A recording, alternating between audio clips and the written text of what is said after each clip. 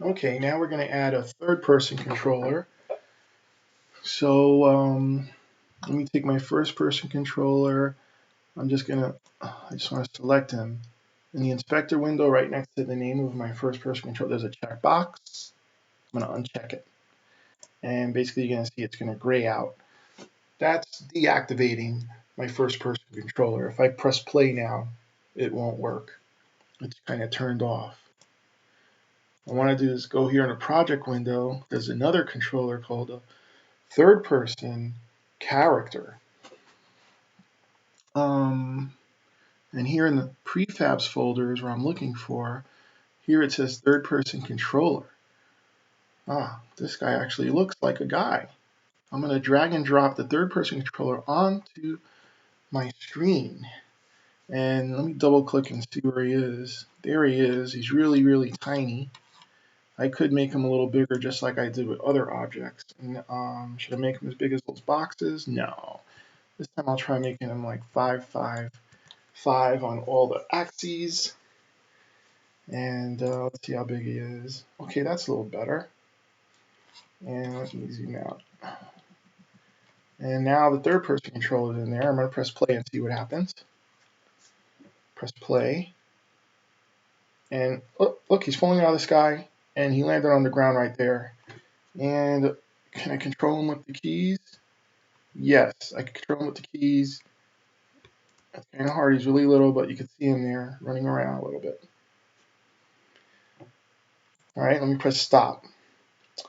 Now, it's going to be kind of hard to play the game where the camera is, I'm moving around and I go out of the view of the camera.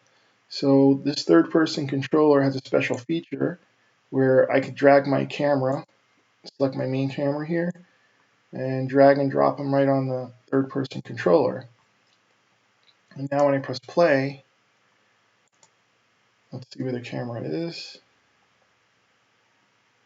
It's following him as he falls down. Let's stop. Remember what we did, align with view? Let's make it so, let's put in position the camera like looking right behind him like this, okay?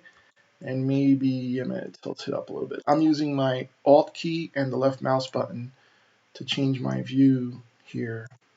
All right, this is the view I'm going to have of my little guy, Ethan. Now I'm going to select the main camera, which is now part of my third person controller. It's a child object. And then I'm going to say game object align with view. And as you can see now, the camera preview is lined up. Now I'm going to press play, see what happens. There he goes. Camera's following him as he falls out of the sky. And watch out for that box, Ethan. He's running around. Trees are getting in the way a little bit. Do a little bit of jumping. Trees in the way. Over these hills. You know what? I want him to have some bigger jump power.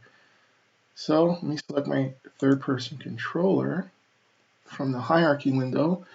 And let's see if there's any properties here that control how high he jumps. And it looks like it. Here's how fast he turns.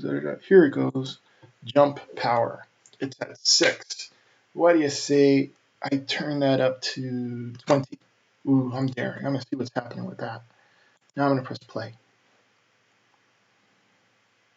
See how if 6 was as high as he was jumping before, now at 20, what's it going to be?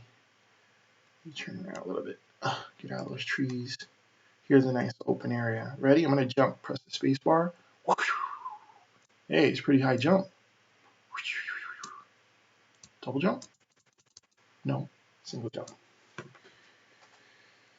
There you go. That's a third person controller. I could explore the world like that.